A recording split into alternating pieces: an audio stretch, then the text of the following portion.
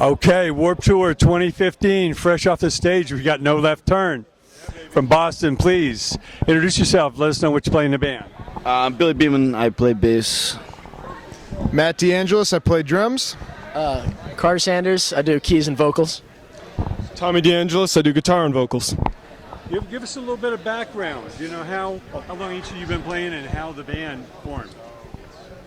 I've been playing guitar for about 9 years, and singing, I just sort of never really was a singer until these guys were playing in the basement a lot, and it was actually the original band members, and one time they're like, Tommy, just like come down and sing with us, and that's kind of how the whole me playing music really unfolded. That's what really got me into it, and it was really special. You kind of wanted to join in what was already happening? Yes, I got invited to, kindly.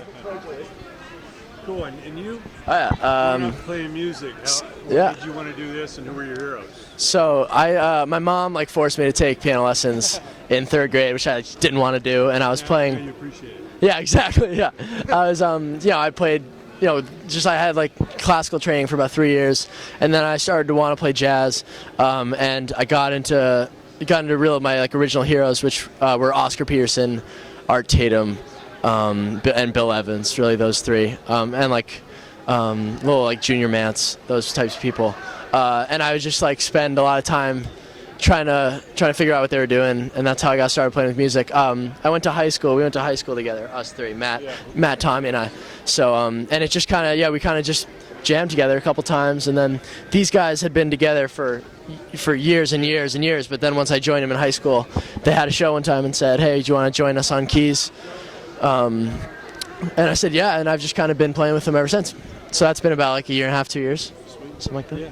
How about you, Matt? How far you go back playing music, and what inspired you to do so? Well, I was forced to start learning the flute in the 4th grade, but that didn't last. And then about 8. Death Row Toll wasn't in your future. Well, I wish now that it was, but no, that's saxophone, man. Come on. But I started playing drums about 8 years ago, and I actually started playing drums because Andrew, the guitarist, who isn't here right now, he had to catch a plane, and some other guys wanted to start a band, and so they didn't have a drummer. I started playing drums. It worked out like that, and I was the drummer, and it really stuck. It really caught on. Early on, I was really into classic rock. John Bonham was my hero, and he still is. But the last few years, I've been trying to expand the music I play. I've been playing a lot of jazz, a lot of sort of hip hoppy stuff. It's cool. So I'm building some wide roots and incorporating that into what I do in the band too. Bringing in a new element. So it's fun. Yeah. More colors to paint with. More colors to paint with. Never a bad thing. Sometimes it is actually, but. And you talk about your early days when you played music, and who are your musical heroes? Well, I started taking piano a long time ago. I'm not sure when really, but it was a while back. I still play. I started playing bass a long time ago as well. Not as long ago. It was probably 6 years ago, maybe. And then I joined No Left Turn 5 years ago. It was more than 4. I think it was 5 years ago. They had a bass player named Luke. They called him Luke the Frog Baybutt, and his nickname was the Frog, so we all called him the Frog. And so what happened was me and the Frog had a bass battle, and I won. And so that's how I became the bassist of No Left Turn. Yeah. And I guess that's pretty much the whole story. Yeah. Any other bands that really inspired you? Tool. Right on this spot. MJ Keenan. Yeah, really? Oh, wow. That's insane. That's, Came out with a cowboy hat and sunglasses and crutches and stood at the back of the stage the whole night. Why? That's amazing. That guy's my hero, yeah. So that's, okay. Big video screens, though. That's gnar. Yeah. That's awesome. Pretty special. Nice. Cool. Why don't you give the mic back to Matthew? All right. So it's a hallowed ground here. Warped Tour 21st year in a row.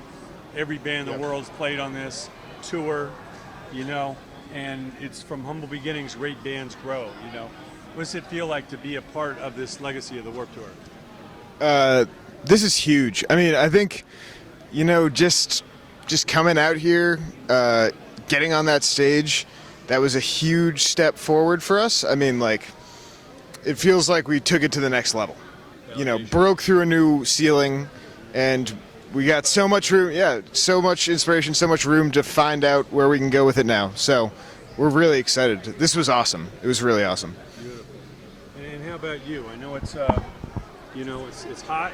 It's a lot of bands, a lot of people, a lot of things going on. But in the moment when you're up there and know that you're singing and playing to, again, Southern California audience that could be anywhere right now, but they're right here and they're finding out about your band. What's that mean to you? It's special. I mean, I remember, so back home, I mean, obviously, so when we were playing like our first real gigs at places like the Middle East or something, we'd let all our friends know. Obviously, we'd let all of our friends know and as many people as possible that we knew.